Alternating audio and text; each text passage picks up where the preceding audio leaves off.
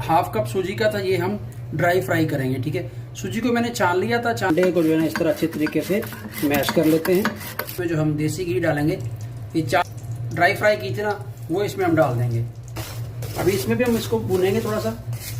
इस वक्त जो इसको दानेदार बनाने के लिए जो सीक्रेट है उसमें थोड़ा सा पानी डालेंगे। देखें अल्हम्दुलिल्लाह सूजी दानेदार जो बन चुकी है बिल्कुल। ये 3 अंडे आपको दिखाए थे पहले, उनको मैंने मैश कर लिया।